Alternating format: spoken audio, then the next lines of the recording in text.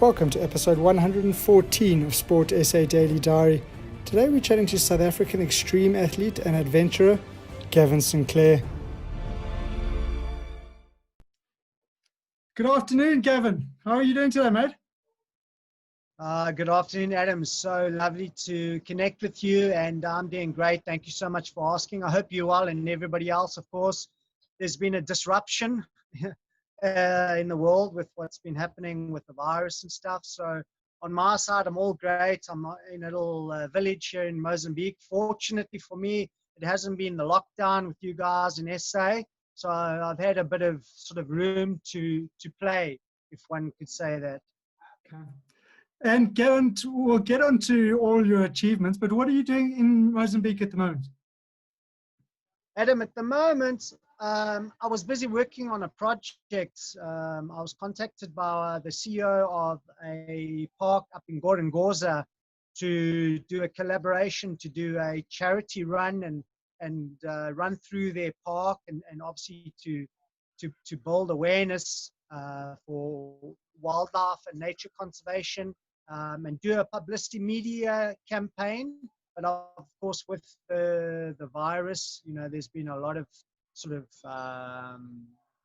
changes and a lot of things that have been put on pause at the moment. But I'm always in Mozambique. I just love the energy of this country. And of course, it just suits my lifestyle because I love to just be out in nature as much as I can. And that's most of the time. So I get to run through these beautiful forests and run along the coastline and just enjoy the energy. So for me, in the last 5 years, I've been frequenting more Mozambique than SA. Okay. And you mentioned a run that you're doing through a park. That's not the first of these big challenges that you've set yourself. Take us back a few years when you decided to do something a little bit crazy. So I got to a point in my life where you get to many stages in one's life, and I just needed inspiration. I needed some real big motivation, something to really shift me. And I enjoy adrenaline. I enjoy pushing myself, and I'm used to speed and stuff. And I was in the corporate environment in South Africa at the time, and I just was not feeling anything, and I was just disconnected. And I decided I needed to do something big, do it for a good reason. And in 2017, I cycled solo unsupported from Cape Town to Cairo, and I collaborated with a charity, Missing Children South Africa, to raise funds and awareness for them. And the following year, I decided to raise funds and awareness again for Missing Children South Africa and run solo unsupported 4,000 Ks through 4 African countries. And then in 2019, I did 2 small island swims up in Ilha de Mozambique Island and up in Bazaruta. But my big swim was meant to be from the port of Nacala to Madagascar, which was meant to be a swim totaling 460 kilometers over 22 days. You would have obviously a catamaran following you with support crew and all that. And I was hoping to finish one of the longest triathlons in the world. So of course, the bike ride Cape to Cairo, the run 4,000, and the swim would have been 460 kilometers. However, I would have used flippers because I don't swim. I don't swim at all. I'm not a triathlete. I just like to push myself physically and mentally completely past your perceived limitations in everything I do. So my project in Gorongosa Park up north of Mozambique, a good friend of mine contacted me and said, "Hey, Gav, I've taken over the park, and would you like to do a collaboration, and we can do a charity run through the park, and we, generate awareness and funding, and we could do a lovely PR communications campaign with that." But it's been put on hold. And then, of course, I'm also wanting to climb a mountain next. So I've done the run. I've done sorry, I've done the cycle, I've done the run, the swim, and hopefully I'm going to climb a mountain next. And a few other projects that I'm hoping, to work on, Adam. And, it's really budget related, all these things that everyone's doing around the world, everything we do obviously relates to money. But I mean, when it comes to adventuring, professional adventuring, extreme endurance, solo, whichever way you look at it, I mean, your project, your achievements are really as big as your budgets. I mean, and it's a very competitive industry and it's a very niche market. I mean, it's a 0.1%, but it's gaining popularity. This, everybody nowadays is cycling from Cape Town to Cairo and from Cairo to Cape Town. And people are wanting to do more in terms of longer, more endurance, more challenges, bigger scale, getting more out and getting to actually be connected to the landscape and to nature. So there's a lovely shift. And of course, we're seeing the trends with brands associated with sport, which has always been the case. But now you're seeing adventure racing tied in with corporates and branding and sponsorships. So there's been a lovely new shift in this adventure racing, which I'm looking at very closely. And and for me, I'm seeing these races and these events becoming bigger and longer in terms of the kilometers one is running and swimming or climbing. Yeah. And Gavin, have you always been a sporty guy? I mean, growing up at school and out of school, were you always active? I know that you were into mountain biking, motocross, BMX, road racing, cross country, but were you always that active to be able to do those sorts of extreme events that you've done? Well, Adam, so, our perception of things are very interesting, but my physiological, my physical makeup and everything is geared for sport. So I've just been a natural. And of course, you can train and develop and strengthen one's skill or sharpen the pencil in a specific sport if that's something that you're doing. But yes, I've always been drawn more to sport than the academic, and more so the cross country and stuff. I enjoyed the longer endurance sports more, and of course the extreme stuff is BMX racing and that. But it's really, I mean, I got my first bicycle I was 5 years old or something, and that was really where the spark was ignited within me, the sense of freedom and adventure and possibility. So it's always been a part of me since a very young kid. And let's go back to your ride from Cape Town to Cairo. So you decide to do the event. You've obviously done a little bit of training because otherwise your butt would have been properly sore. Tell us about taking off. What did you take with you? What did you pack? How much money did you have with you? So, I mean, I used to cycle road cycle when I was between 9 and say 12 and stuff. That was really the last time I really cycled. Then, of course, when I was staying in Cape Town, I used to go with my friends to Stellenbosch, to Jonkershoek, do outrides to Stellenbosch from Somerset West, and rides to Hermanus and stuff. But no real extreme training or anything, Adam. It was just literally within 1 or 2 months, the idea, because I watched the movie of McGregor where he came from Cairo down with a support crew on motorbikes. And I watched this on the telly and I thought, wow, that would be great. And it's always been a childhood fantasy of mine to go to Cairo, Egypt. There's something just, obviously it's biblical, but there's something just romantic about the country. So within a 3-month period, I literally got onto the bicycle and I took off, Adam, and with no training, and my butt was extremely sore for the first week. It was extremely painful. My legs were killing me going to Hermanus because you're carrying now extra weight, and I didn't have a typical tourer bike like the Europeans have, where they got all the pinions and stuff.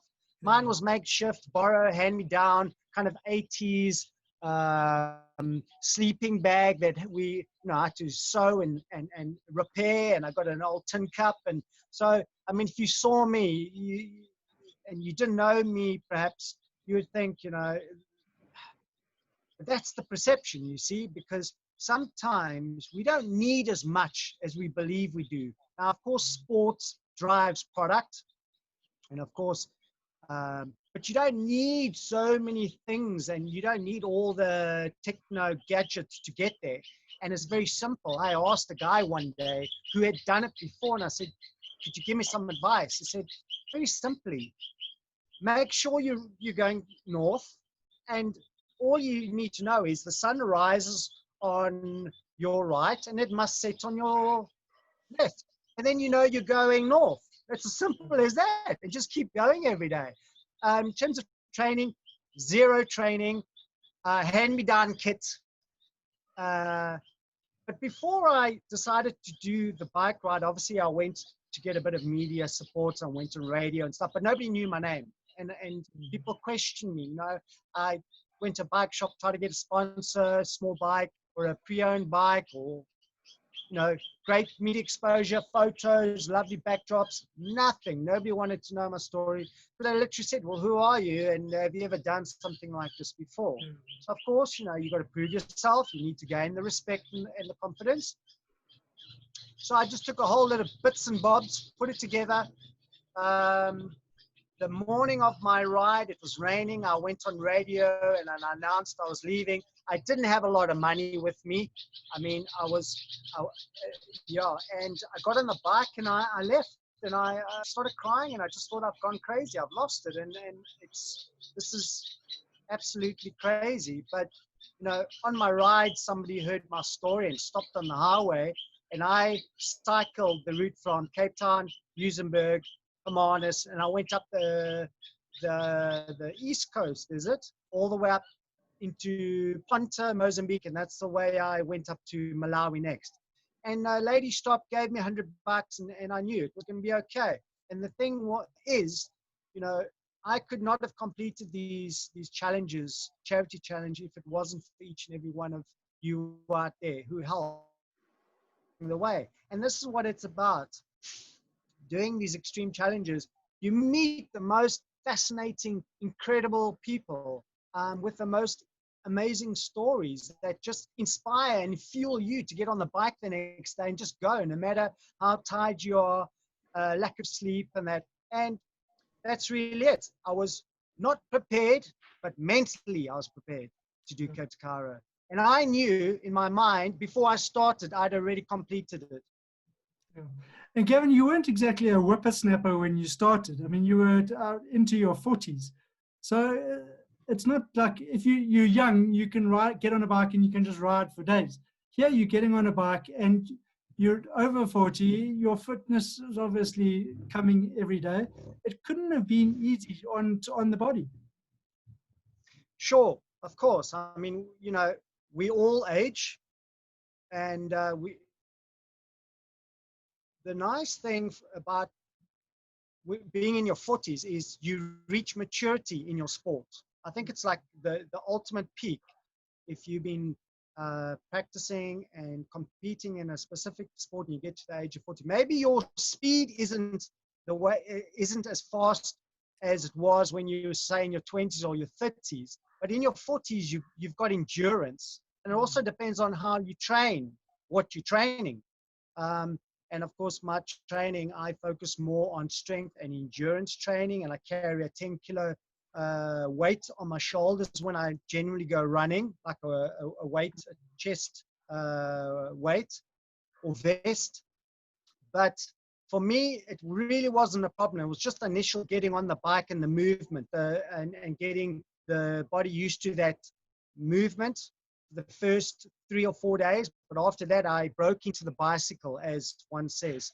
And I mean, I picked up malaria and stuff, but to be honest, Adam, I didn't really have a problem at all, because, you know, if you're riding, say, you know, which is 13,500 kilometers, it's not a race. Your objective is to get to the finish line.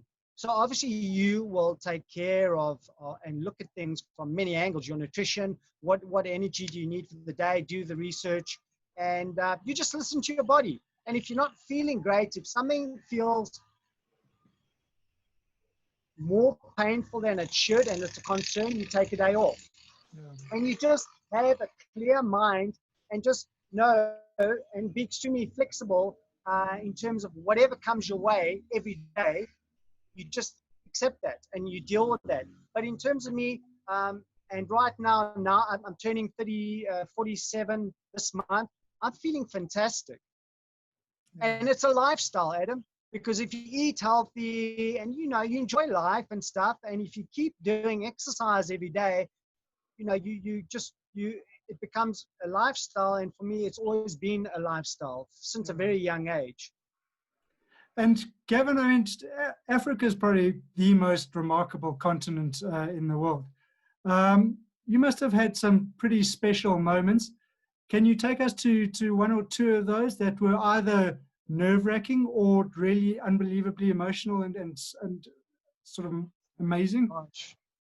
Adam, I've been told to write a book. I've got so many stories, as you can imagine. I mean, 9 months on a bicycle through Africa by yourself, solo unsupported. I mean, you have some God, you have these magical experiences, godlike experiences, and you have some really interesting times with yourself, and you really get to know yourself better. And that's the reason why I do what I do as well, and obviously align myself in nature. But stories, malaria, people chasing me through the forest, being attacked, or two herdsmen trying to attack me in South Sudan. I had to do a big detour, crossing a dhow where the dhow almost capsized, being chased by dogs, and what else? Meeting the most amazing people, sleeping in the any possible place you can imagine, police stations, in a drain, under a bridge. And then, of course, the media got involved and stuff. And I got invited to stay in like villas and hotels and mansions. But I stayed also in campsites. I slept in my tent. I pitched my tent in Kenya, where there is a lot of hyena. And I guess not knowing everything helps a lot, because the next morning when I packed my tent up to continue on my ride, I saw roadkill on the road as I was riding, and this object got bigger and bigger, and I realized, that's a hyena. And I had pitched my tent in the middle of nowhere, and there were hyena and stuff. But you have so many incredible experiences with people that you meet along the way, and you forever waving, and you ride on every type of terrain possible, from a highway being taken out almost hourly by big 10-ton trucks, to cars hooting and people supporting you along the way, or the local kids calling you Mzungu, or you stop at a very remote village, and some of these little kids haven't even seen a white person before, and they literally run away screaming as if they've seen a ghost. The malaria was a lot of fun. Entering the borders was always a lot of fun and a lot of anxiety, because you just didn't know what was going to happen. Would they turn you? Would they reject you from entering and stuff? So many stories I can tell about my Cape to Cairo, and of course my run and my swims and stuff. Many stories. We'll get on to the run and the swim now. The emotion of finishing in Cairo, once you know that you'd actually done it? So I had to fly out of South Sudan because I was rejected. I don't know, my visa wasn't correct in terms of when I cycled to. So when I got to Nairobi, I went to the embassy to apply for my visa for Ethiopia. And I don't know what it was, but I just was not welcomed, or I don't know what happened, but I didn't really get any help in even just applying for the application. So I just took a chance and I rode. I mean, it's like 200, 300 Ks, I can't remember, all the way to the border of Kenya to enter Ethiopia. I played dumb. They said, sorry, you need a visa. And they turned me around, and I had two choices, either to just give up or find an alternative route. I spoke to the guys at the border on the Kenya side. We looked at a map and I said, the only way you can continue on a bike ride is detour back to, I think it was, I can't remember the town now, and then head west to Lake Turkana, completely off grid, no signal for a week, and I would have to cycle up along Lake Turkana and find this village where there are these local fishing boats, and they would take me across to get to the side where I could enter, pay for a visa at the border of Sudan, enter Sudan, and make my way to South Sudan, Sudan, and then Egypt. But I got almost attacked, and at that time, South Sudan and Sudan were going through basically a war broke out. And the military escorted me in a military vehicle with machine guns and stuff to the airport, and I was instructed to fly out into Cairo. So I missed about 1,600 kilometers of my final stretch. So unfortunately, I didn't do the full Cape to Cairo, but it was still, for me, it was a success, and I was happy with my result. Yeah. And then, Gavin, you decided to ditch the bike and get a pair of running shoes and run 4,000 kilometers through the deserts of South Africa, Mozambique, Botswana, and Namibia. That's right. So, I mean, I love running. I mean, you know, and our ancestors as sapiens, we ran. It's genetically our DNA. We are naturally born to run. And for me, I've been running for 15 years, and I wanted to slow down the pace. There's nothing for me running through or experiencing Africa at a very slow pace. Gives you a completely new perspective. So I decided to do a run next. I started in St. Lucia, and I ran, which was just under 4,000 Ks. It was meant to have been 5,800 kilometers, but I left out Zimbabwe. So it was South Africa, the East Coast, St. Lucia. I went into Mozambique, and then I went into Botswana, Namibia, back down into South Africa, Cape Town, V&A finish line. And there were some stretches where through Namibia, I had to be transported by vehicle, only due to the fact that there was absolutely nothing running solo unsupported. It's not like you got a vehicle where you can keep water and food and you can sleep in the vehicle if need be.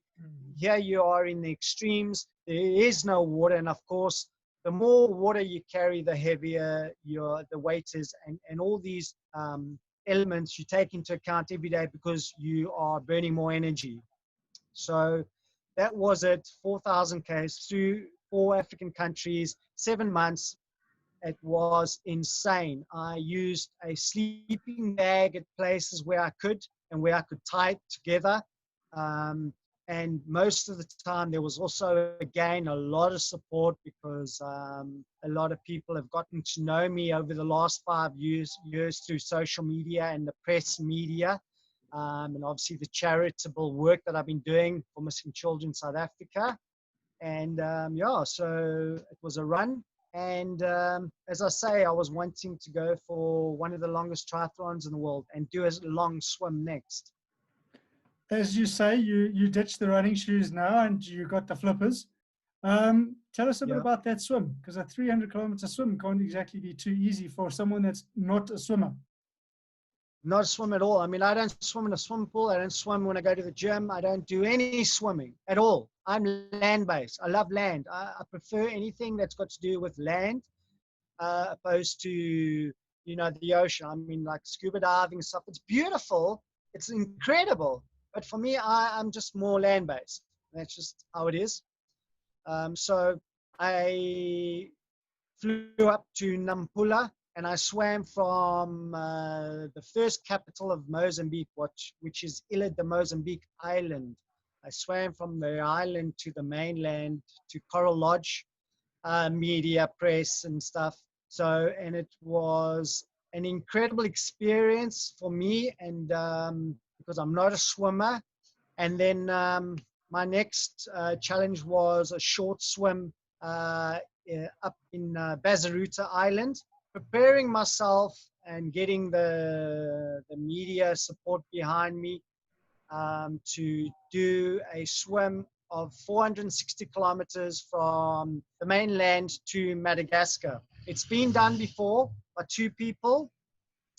And unfortunately for me, I had approached a new organization and we collaborated, and there was costs that were involved to hire a support boat and a doctor on board and food and all these things that in the initial agreement, it was basically mentioned that, you know, the basic cost can be covered. We can go ahead with it and announce it publicly. But then, you know, decisions changed and I had to cancel the long swim and my 4-year plan wanting to do the longest triathlon in the world. And so I've moved from that, obviously, and from swimming as well to focusing now on doing a charity run up in Goringoza Nature Reserve. Hopefully when things, you know, go back to normality and stabilize again. And then I would look at a mountain climb again. And Gaven, tell us, just in closing, what was harder between the run and the ride? The run or the? The ride. The ride to Cairo. I think obviously the run is slower. If you get into trouble, you can get away easier on a bicycle. You've got more flexibility. You can ride easy 150 Ks a day. I was averaging 100 kilometers. So there are pros and cons and benefits and you know, to everything. But for me, my experiences were both magical, incredible, but both challenging on two different platforms. But the bike would obviously be a little bit easier because, I mean, you can cycle further and you can cycle at a faster speed. But I must say, I really enjoyed the run more. Okay. Well, Gaven, it's been very interesting chatting to you today. Thank you so much for your time on Sport SA Daily Diary. Good luck with your next event in the reserve. I hope it gets going sooner rather than later. And good work with all the work that you're doing for the charity. Thank you so much, Adam, and I appreciate your time and having me on your platform.